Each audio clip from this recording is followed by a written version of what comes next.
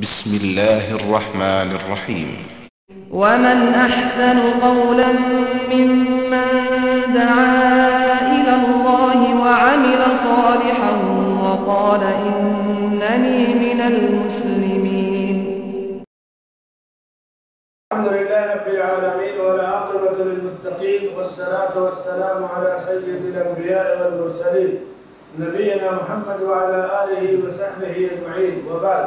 يقول الشيخ محمد بن عبد الوهاب بن سليمان التميمي النجدي رحمه الله في كتابه كتاب التوحيد باب ما جاء أن سبب كفر بني آدم وتركهم دينهم هو الغلو في الصالحين، وقول الله عز وجل يا أهل الكتاب لا تغلوا في دينكم. وفي الصحيح عن ابن عباس رضي الله عنهما في قول الله تعالى وقالوا لا تذرن آلهتكم ولا تذرن ودا ولا سواعا ولا يغوث ويعوق ونسرا، قال هذه أسماء رجال صالحين من قوم نوح، فلما هلكوا أوحى الشيطان إلى قومهم أن انسبوا إلى مجالسهم التي كانوا يجلسون فيها أنسابا وسموها بأسمائهم ففعلوا، ولم تعبد حتى إذا هلك أولئك ونسي العلم عبدت. قال ابن القيم رحمه الله قال غير واحد من السلف لما ماتوا عكفوا على قبورهم ثم سوروا تماثيلهم ثم طال عليهم الأمد فعبدوهم. وعن عمر رضي الله عنه أن رسول الله صلى الله عليه وسلم قال لا تطروني كما أطرت النصارى ابن مريم إنما أنا عبد فقولوا عبد الله ورسوله، أخرجاه. وقال قال رسول الله صلى الله عليه وسلم إياكم والغلو فإنما أهلك من كان قبلكم الغلو. رب اشرح لي صدري ويسر لي أمري واحلل عقدة من لساني يفقهوا قولي. سبحانك لا علم لنا إلا ما علمتنا إنك أنت العليم الحكيم. معزز سامعین کرام، عزیزوں اور دوستوں، بزرگوں اور بھائیوں، ہماری اس نشست میں گفتگو ہو رہی ہے کہ دنیا میں کفر کیسے پھیلا، انسانوں میں کفر کیسے آیا، کہاں سے آیا۔ جب آدم علیہ السلام آئے تو اسلام تھا، توحید تھی، دین تھا، پھر کفر کہاں سے آیا؟ تو شیخ الاسلام رحمہ اللہ باب مقرر کر کے بتا رہے ہیں کہ لوگوں نے جب اپنے صحیح اور حقیقی دین کو چھوڑ دیا اور بزرگوں کی شان میں غلو کرنا شروع کیا تو یہی سے ان کے کفر کا آغاز ہو گیا۔ یعنی کسی بزرگ کی شان میں غلو کرنا، غلو کس کو کہتے ہیں؟ کسی کو اس کا جو مقام و مرتبہ اللہ نے دیا ہے اس مقام و مرتبہ سے اس کو آگے بڑھا دینا۔ جیسے اللہ نے اپنے نبی صلی اللہ علیہ وسلم کو جو مقام و مرتبہ دیا ہے، رسالت کا جو منصب دیا ہے، اب اس سے ہٹا کر کوئی آپ کو الوہیت کا منصب دے دے۔ عیسیٰ علیہ السلام اللہ کے نبی تھے، بندے تھے، رسول تھے، اب کچھ لوگوں نے، نصارہ نے، عیسائیوں نے انہیں اللہ کا بیٹا کہنا شروع کر دیا، تو یہی ہے غلو۔ اللہ نے اہل کتاب کے بارے میں فرمایا کہ یا اہل الکتاب لا تغلو فی دینکم، اے اہل کتاب۔ جب اہل کتاب کہا جائے تو اہل کتاب سے مراد وہ لوگ جن پہ اللہ نے کتاب نازل کی، یہود اور نصارہ ہیں۔ یہودیوں کے نبی پر توریت اور نصارہ کے انبیاء پر انجیل نازل ہوئی۔ کہا گیا کہ لا تغلو فی دینکم، دین میں غلو مت کرو، حد سے تجاوز مت کرو۔ اللہ نے دین کے احکام، شریعت کی پابندی کی جو قید لگائی تو تم اس میں کسی کی تعریف میں غلو نہ کرو، کسی کو اس کے مقام سے نہ تو آگے بڑھاؤ اور نہ ہی اس کے مقام سے اسے نیچے کرو۔ وَلَا تَقُولُوا عَلَى اللَّهِ إِلَّا الْحَقَّ، اور اللہ کے بارے میں اور اللہ پر صرف حق بات کہو۔ انما المسیح عیسی ابن مریم رسول اللہ، مسیح عیسیٰ علیہ السلام مریم کے بیٹے اور اللہ کے رسول ہیں، یہ عقیدہ قرآن نے دیا۔ اب اگر کوئی ان کو اللہ کا مریم کے بیٹے اور اللہ کے رسول ہیں یہ عقیدہ ہے، اب اگر کوئی ان کو اللہ کا بیٹا کہنا شروع کر دے غلو اور محبت میں، تو اس کا دوسرا جو انجام آئے گا کہ مریم علیہ السلام کے بیٹے عیسیٰ علیہ السلام تھے، اب عیسائیوں نے کہا کہ نہیں عیسیٰ علیہ السلام اللہ کے بیٹے تھے، تو سوال پیدا ہوتا ہے کہ اللہ کے جب بیٹے تھے تو کیا مریم علیہ السلام اللہ کی بیوی تھی؟ کیا اللہ کی مریم سے شادی ہوئی، نکاح ہوا تھا؟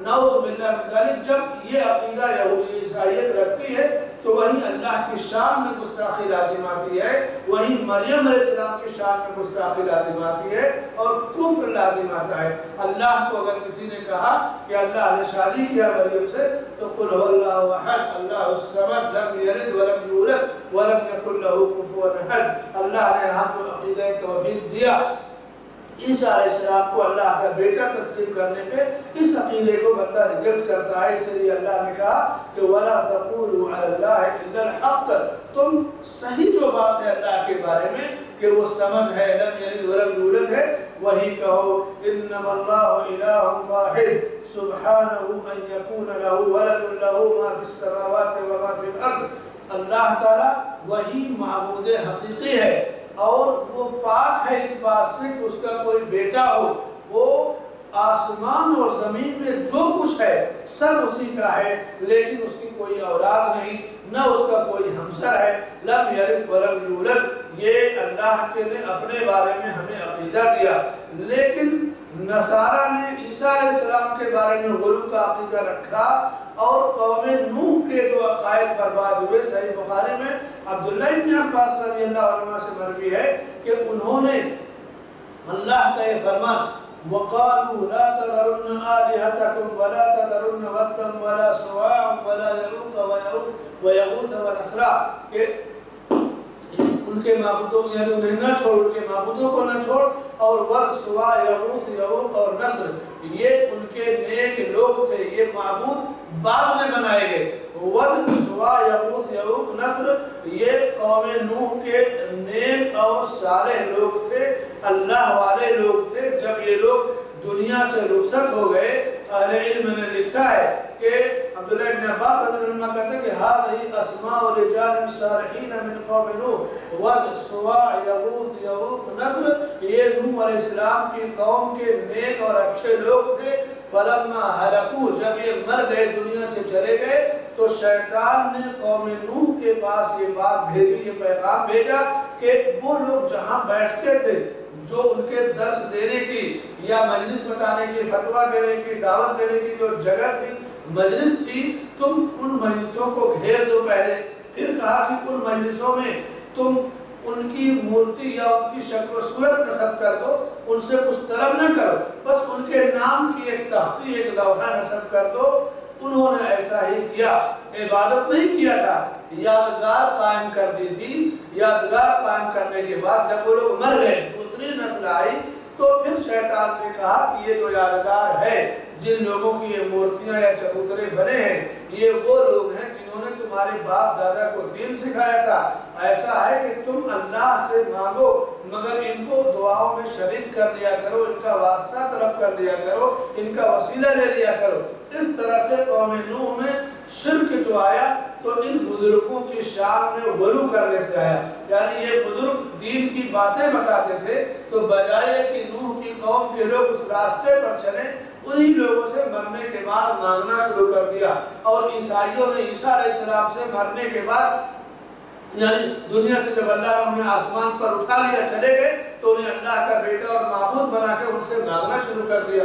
اور یہی باطل عقیدہ امت مسلمہ میں اولیاء اور اقطاب کے نام پہ الگ الگ بزرگوں کے بارے میں داخل ہو گیا کہ یہ بزرگ جو اللہ والے تھے، نیک لوگ تھے، بہت بڑے بڑے علماء گزرے ہیں۔ شیخ عبد القادر جیلانی رحمۃ اللہ علیہ بہت بڑے عالم اور فقیہ حنبلی مذہب کے گزرے ہیں۔ یہ ماہم کی جو درگاہ ہے بمبئی میں، مخدوم ماہمی بہت بڑے عالم اور مفسر گزرے ہیں، یہ اللہ والے تھے، لیکن امت ان کے راستے پر چلے، ان کے علم سے فائدہ اٹھائے، ان کے نقش قدم پہ چلے، اس کو چھوڑ کر کے امت نے ان کی कब्र को जो है घेर दिया, पुख्ता कर दिया, कुर्स लगा दिया, चादरें चढ़ा दिया और मेले लगा दिया और खाने पीने का कारोबार ठीक वही कारोबार किया जो नूह अलैहिस्सलाम ने वद सुवा यहूद के नाम पे किया था, जो यहूदी ईसाइयों ने ईसा अलैहिस्सलाम के लिए किया था। वही कारोबार, वही नक्शा इस उम्मत ने अपने सालिहीन के बारे में कर लिया। तो गुलू, किसी की शख्सियत में गुलू करना, यही शिर्क में, कुफ्र में पड़ने का सबब है। हज़रत उमर रज़ियल्लाहु अन्हु कहते हैं कि अल्लाह के नबी सल्लल्लाहु अलैहि वसल्लम ने फरमाया, ला ततरूनी कमा अतरतिन नसारा इब्न मरियम, जिस तरह नसारा ने ईसा अलैहिस्सलाम के मानने वालों ने या दावेदारों ने उन्हें उनकी शान में गुलू किया और उन्हें उनके मकाम से बढ़ा दिया, इतनी तारीफ की कि बुलंदी पे पहुंचा दिया, उनके मकाम से ऊपर कर दिया। यहाँ एक नुक्ता जानने की, ये जो ईसाई हम कहते हैं, इनको ईसाई नहीं कहना चाहिए, इनको कुरान में या सुन्नत में हर जगह नसारा कहा गया है। ये शेखुल इस्लाम इब्न तैमिया रहमतुल्लाह ने लिखा कि नासिरा एक जगह और एक बस्ती का नाम था। ईसा अलैहिस्सलाम के बारे में ये जो अकीदा हुआ कि अल्लाह के बेटे माबूद हैं, इस अकीदे के मानने वाले उसी जगह पैदा हुए और अल्लाह ने उन्हें नसारा और नसरानी से खिताब किया। ये अपने आप को ईसाई कहते हैं लेकिन है ये नसारा। और ये भी जानने की कोई भी बातिल जो नजरिया या अकीदा आया है तो उसका ताल्लुक किसी न किसी बस्ती से है। नसारा का नासरा नामी बस्ती से है, कादियानियों का कादियान से है, या इसी तरह से अलग अलग, जैसे बरेलवी है, देवबंदी है, ये शहरों के नाम है और इस शहरों के नाम पे फिरके बनाए गए। लेकिन जो असल दीन है वो किसी शहर से जुड़ा नहीं है। आसमान से नाजिल हुआ कुरान अल्लाह की ज़बान पे, नज़ल बिही रूहुल अमीन अला क़ल्बिका लितकूना मिनल मुंज़िरीन। ये कुरान आसमान से जिब्रील इस्लाम के जरिए उतरा। इसका ताल्लुक न किसी शहर से है, न किसी बस्ती से है, न किसी गांव से है। मक्का या मदीना हमारे लिए इसलिए मुक़द्दस है कि हरम में एक लाख नमाज के बराबर है और मदीने में मस्जिद नबवी में एक नमाज 1000 नमाज के बराबर है। हम ये भी अकीदा रखते हैं कि मक्के में पढ़ने और पढ़ने वाला अबू तालिब, उसके लिए जहन्नम का अज़ाब है। अबू जहल और अबू लहब को भी अल्लाह ने जहन्नम की वही सुनाई। मदीने में पढ़ने और पढ़ने वाले अब्दुल्ला बिन उबई मुनाफिक के लिए भी जहन्नम की वही है। लेकिन अशरा मुबश्शिरा या जन्नती लोग या अल्लाह के अंबिया, औलिया, सहाबा, वो भी इन बस्तियों में ठहरे और पले बढ़े। तो इन बस्तियों में अगर कोई ईमान के साथ है तो ईमान फायदा देगा। इन बस्तियों का वजूद या इन बस्तियों में रहना ये फायदा नहीं देगा, ईमान फायदा देगा। नबी के खानदान में अगर कोई ईमान के साथ है, तौहीद के साथ है, तो तौहीद फायदा देगी। वरना वो सैयद बना करे, दरगाहों की मुजावरी करा करे, उसके सैयद होने से फर्क नहीं पड़ता। सैयद होना उसी वक्त का आमद होगा जब वो आले रसूल और अल्लाह के रसूल सल्लल्लाहु अलैहि वसल्लम के दीन पर चले। आपने फरमाया ला ततरूनी कमा अतरतिन नसारा इब्न मरियम, जिस तरह नसारा ने ईसा इब्न मरियम को उनके मकाम से बुलंद कर दिया था, मुझे ऐसा मत करना। इन्नमा अना अब्दुल, मैं तो एक बंदा हूँ। फ़क़ूलू अब्दुल्लाह व रसूली, तो तुम कहो कि अल्लाह का बंदा और उसका रसूल। मैं अल्लाह का बंदा हूँ और अल्लाह का रसूल हूँ। और अल्लाह ने जगह जगह अपने औलिया के लिए या अंबिया के लिए बंदे का लफ्ज़ इस्तेमाल किया। व इबादुर रहमान अल्लज़ीना यमशून अलल अर्द हौना, अल्लाह ने अपने बंदों का जिक्र किया कि ज़मीन पर वो इंतहाई आजिज़ी और सलामती के साथ चलते हैं। वलक़द सबक़त कलिमतुना लिइबादिनल मुरसलीन, हमारा जो कलिमा है यानी जो हमारे अंबिया हैं उनके लिए अल्लाह ने उनकी फजीलत बयान की कि ये हमारे अंबिया हैं जो हमारे बंदे हैं। वो अशहदु अन्न मुहम्मदन अब्दुहु व रसूलुहु, जब आदमी कलिमा तय्यबा पढ़ता है तो कहता है अशहदु अल्ला इलाहा इल्लल्लाह व अशहदु अन्न मुहम्मदन अब्दुहु व रसूलुहु, और मैं गवाही देता हूँ कि मोहम्मद सल्लल्लाहु अलैहि वसल्लम अल्लाह के बंदे और उसके रसूल है। अब कोई अल्लाह की बंदगी से हटा करके अल्लाह के बराबर कर दे, अल्लाह का नायब कर दे और कहे कि आप अल्लाह की जो है अल्लाह के फैसले में शरीक हैं, ये इतरा है जो यहूद या ईसाइयों का काम था, जिससे अल्लाह के नबी सल्लल्लाहु अलैहि वसल्लम ने मना किया है। इसीलिए ये जो कहा जाता है कि अल्लाह के पल्ले में वहदत के सिवा क्या है, लेना है हमें जो कुछ ले लेंगे मोहम्मद से, ऐसा कहना हराम और खुला हुआ शिर्क है। अल्लाह ताला ही قاسم ہے، اللہ تعالیٰ ہی جو ہے، اللہ کے نبی صلی اللہ علیہ وسلم فرمائے کہ دینے والا اللہ ہے اور تقسیم بھی وہی کرتا ہے، لیکن اللہ کی دی ہوئی جو چیز ہے اس کو مجھے جو پاور دیا گیا اسے میں لوگوں میں تقسیم کرتا ہوں، دیتا ہوں، لیکن اصل فیصلہ اللہ کا ہے اور بندے کے حق میں کوئی چیز نہیں ہے۔ اسی لیے حقوق کی 3 قسمیں ہیں، پہلی قسم اللہ کا حق، دوسری قسم رسول کا حق اور تیسرا مشترکہ حق۔ اللہ کا حق ہے کہ بندہ اللہ کی عبادت کرے، اس میں کسی کو شریک نہ ٹھہرائے، اور رسول کا حق یہ ہے کہ رسول پر ایمان لائے اور آپ کی پیروی کرے، اور آپ کا اللہ نے جو مقام و مرتبہ مقرر کیا ہے اس سے نہ کم کرے نہ اس سے بڑھائے۔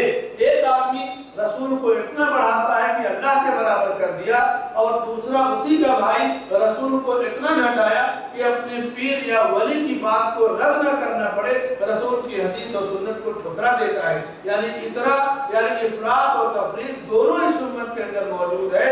ایک طبقہ قرآن و سنت کو موجود پاتا ہے، قرآن و سنت کی موجودگی کے باوجود اپنے بزرگوں یا پیروں کی باتوں کو رد نہیں کرتا اور قرآن کو ٹھکرا دیتا ہے، یہ نبی کی توہین کرتا ہے۔ اور دوسرا اللہ کے نبی صلی اللہ علیہ وسلم کو اتنا بڑھا دیتا ہے کہ رسالت اور عبودیت سے ہٹا کر کے الوہیت تک پہنچا دیتا ہے۔ دونوں اللہ کے نبی صلی اللہ علیہ وسلم کے نافرمان ہیں اور دونوں اسلامی عقیدہ اور توحید کے خلاف ہیں۔ اللہ نے آپ کا جو مقام مقرر کیا کہ لَتُؤْمِنُوا بِاللَّهِ وَرَسُولِهِ، ایمان کا حکم دیا، وَتُعَزِّرُوهُ وَتُوَقِّرُوهُ، یہ جو منصب دیا اللہ نے، یہ منصب دیا۔ اور اللہ کے رسول صلی اللہ علیہ وسلم نے فرمایا کہ اِيَّاكُمْ وَالْغُلُو، خبردار دین میں غلو کرنے سے بچو، یعنی غلو سے ڈرایا ہے، تحذیر ہے، اور اس سے بچو، اس سے دور رہو۔ فَإِنَّمَا أَهْلَكَ مَنْ كَانَ قَبْلَكُمْ الْغُلُو، تم سے پہلے جو لوگ دنیا میں گزرے اور ہلاک ہو گئے ان کی ہلاکت کا سبب غلو ہے، یعنی انہوں نے اپنے انبیاء کی شان میں اتنا ان کا مقام مرتبہ مقرر کر دیا، بڑھا دیا کہ اللہ کے مقام و مرتبہ اللہ نے جو مقرر کیا تھا اس سے آگے کر دیا۔ غلو کہتے ہی ہیں کہ کسی کی تعریف میں، کسی کے مقام و منصب میں اتنا اضافہ کرنا جو اس کا حق نہیں ہے، اللہ نے جس پہ نہیں رکھا، لیکن آدمی اپنی طرف سے اسے اس منصب پر پہنچا دے، تو یہی غلو ہے، اور اللہ کے نبی صلی اللہ علیہ وسلم نے اس سے منع کیا ہے۔ غلو کی متعدد قسمیں ہیں، ایک ہے عقیدے کا غلو، دوسرا ہے عمل کا غلو، تیسرا ہے اخلاق اور عادات کا غلو۔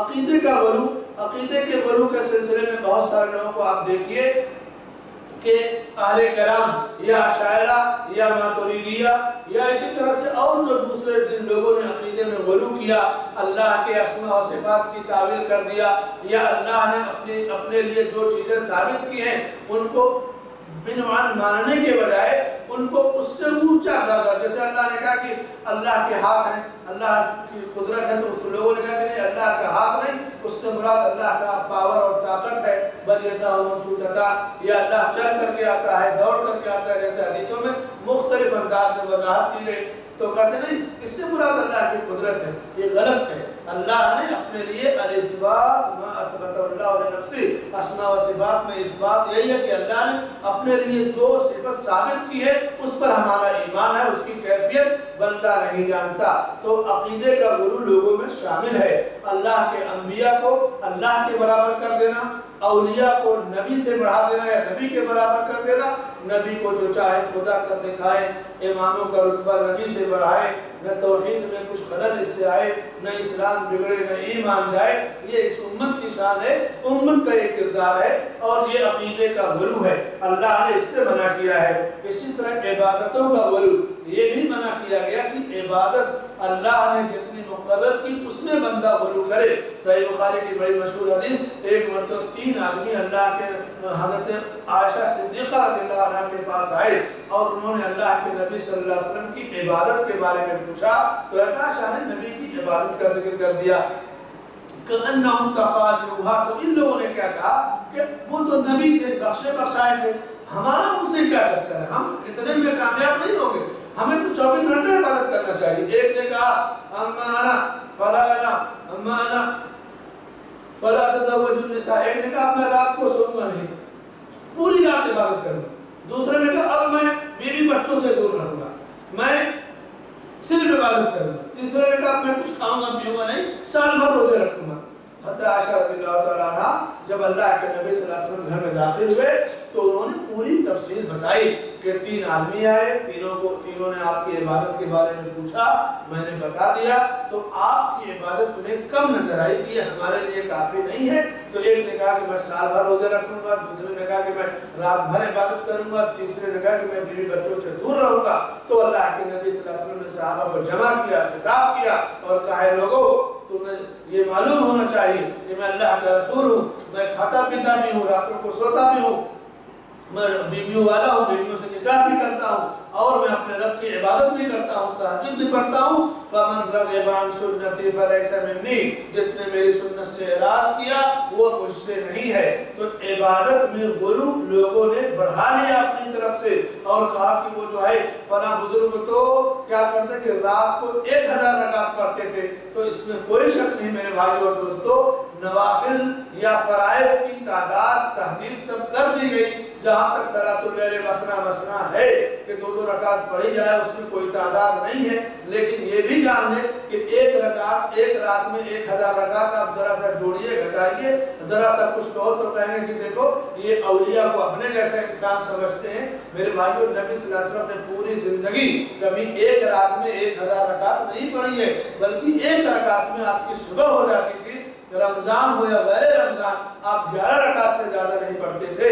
تو وہ لوگ جنہوں نے رات بھر نماز پڑھنے کا عہد کیا, سال بھر روزہ رکھنے کا عہد کیا, ان کے بارے میں آپ نے فرمایا فمن رغب عن سنتی فلیس منی. اسی طرح خوارج یا معتزلہ, ان لوگوں کے جو عقائد ہیں, خوارج کا جو عقیدہ کہ گناہ کبیرہ کا مرتکب کافر ہو جاتا ہے, ملت سے خارج ہو جاتا ہے, یہ بھی غلو ہے, عبادت کا غلو. اللہ کے ہاں گناہ کبیرہ کا مرتکب کافر نہیں ہوتا, گناہگار ہوگا, فاسق ہوگا, اس کے لیے توبہ کا دروازہ کھلا ہوا ہے. اور تیسرا غلو معاملات کا غلو.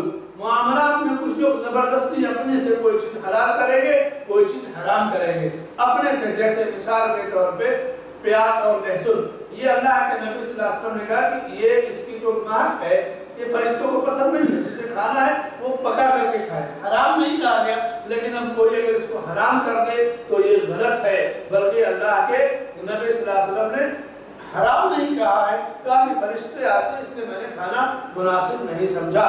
یا اسی طرح سے کوئی کھانا اپنے اوپر آدمی خود ہی حرام کر لے کہ میں مچھلی نہیں کھاؤں گا, فلاں کا گوشت نہیں کھاؤں گا. اگر بیماری کی وجہ سے نہیں کھا رہا ہے تب کوئی حرج نہیں, لیکن کہا نہیں اس کو میں کھاؤں گا نہیں, میری عبادت کا تقاضا یہ ہے کہ فلاں چیز نہ کھاؤں. تو یہ معاملات کا غلو ہے. جہاں لوگ اپنے اوپر بہت ساری چیزیں حرام کرتے ہیں, کوئی لباس کہا کہ نہیں اب میں اچھا لباس نہیں پہنوں گا یا میں اچھے گدے پہ نہیں سوؤں گا, ان چیزوں سے شریعت نے منع نہیں کیا ہے. اس کے برعکس مسلمانوں کا ایک طبقہ معاملات میں اللہ کی حرام کی ہوئی چیزوں میں ملوث ہے, جیسے کہ بیڑی ہے, سگریٹ ہے, تمباکو ہے, پان ہے, گٹکا ہے. شریعت کے اندر اس کو حرام کہا گیا, لیکن علماء یا مولویوں کا ایک طبقہ جو پان کھاتا ہے کرنے والا, اس سے پوچھو تو کہتے نہیں مکروہ ہے. اس نے تمہیں اجازت دیا مکروہ کہنے کی. اللہ کے نبی صلی اللہ علیہ وسلم نے فرمایا کہ خود کہا کہ نہا رسول اللہ صلی اللہ علیہ وسلم عن کل مسکر و مفتر, کہ ہر نشہ آور اور وہ چیز جو عقل کو بگاڑتے اس سے منع کیا ہے.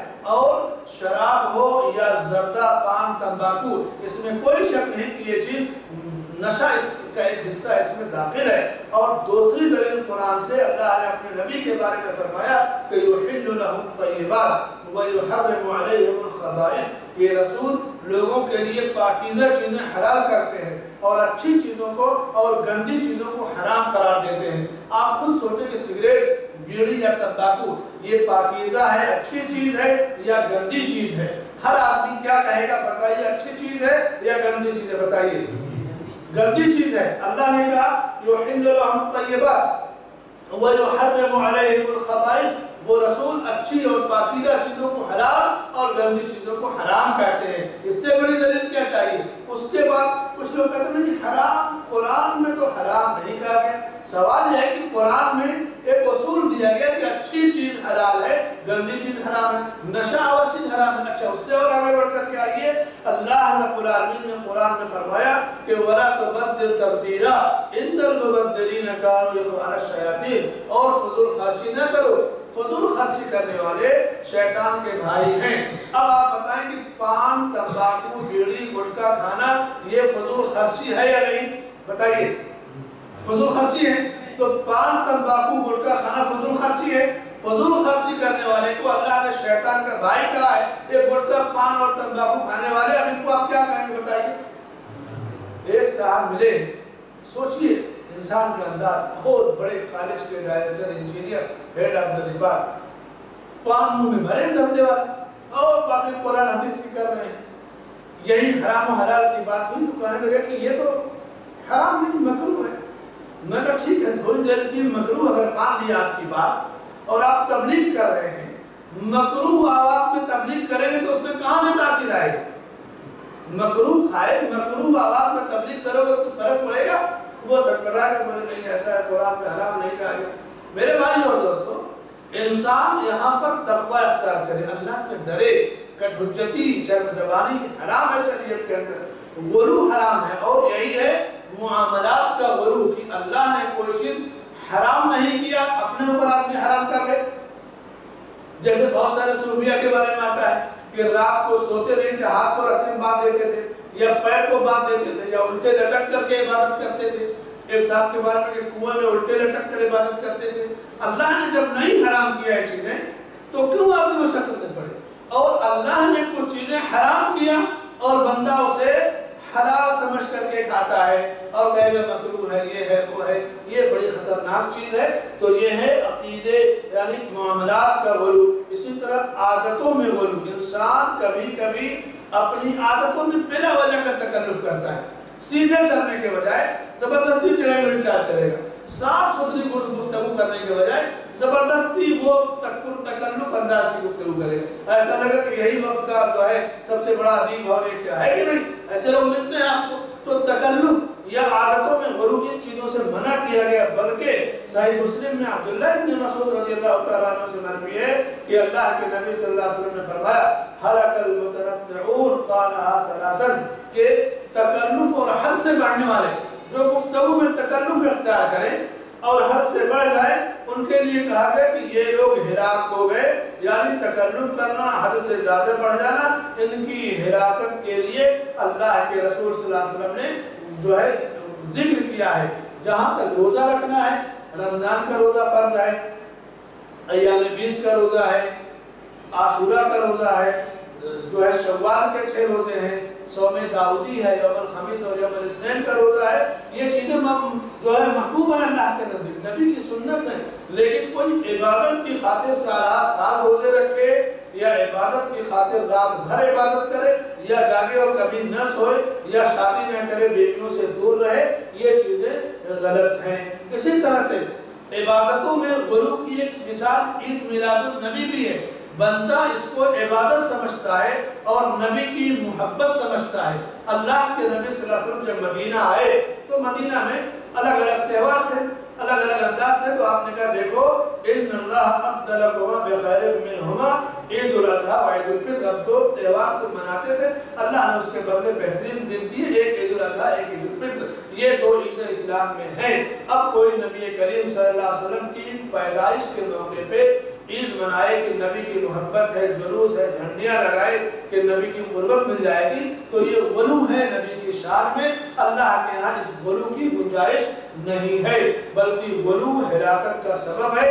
اللہ کے رسول صلی اللہ علیہ وسلم نے فرمایا کہ تم سے پہلی جو امتیں گزری وہ غلو کی وجہ سے ہلاک ہو گئی، اس لیے تم غلو نہ کرو۔ وَإِنَّمَا أَنَا عَبْدُ اللَّهِ وَرَسُولُهُ فَقُولُوا عَبْدُ اللَّهِ وَرَسُولُهُ، میں اللہ کا بندہ اور اس کا رسول ہوں، تم مجھے اللہ کا بندہ کہو، اللہ کا رسول کہو۔ تو یہ ہے عبادت، یہی ہے دین۔